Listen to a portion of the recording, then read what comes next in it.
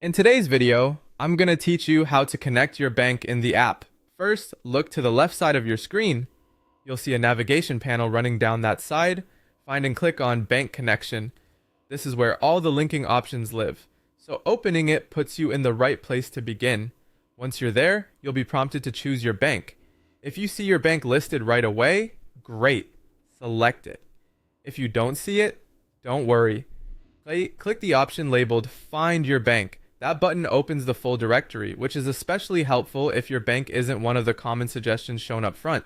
After you click, give it a moment to load. Depending on your connection and the number of results, it might take a little longer than expected. This is normal. During this time, avoid refreshing the page or clicking around, as that can interrupt the process. Next, you may see a prompt asking you to confirm that you're human. This is a standard security step, sometimes called a CAPTCHA. Follow the on-screen instructions to verify, and then wait for it to load again. These checks keep the connection secure, and a short delay here is completely normal. When the verification finishes, click Continue. This moves you forward to the search area. In the search field, type the name of your bank. If you're not sure what to type, use a broad keyword to start. For example, you could type USA to see results related to banks with that term. I'll type USA now to show how it works. From the list that appears, click on the matching result. In this example, I'll select the option labeled USA. Once you click your choice, give it another moment to load.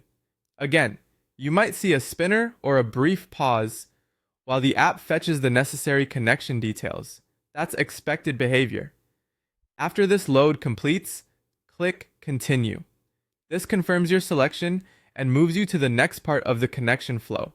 If at any point the screen seems to pause for longer than usual, just be patient and let it finish.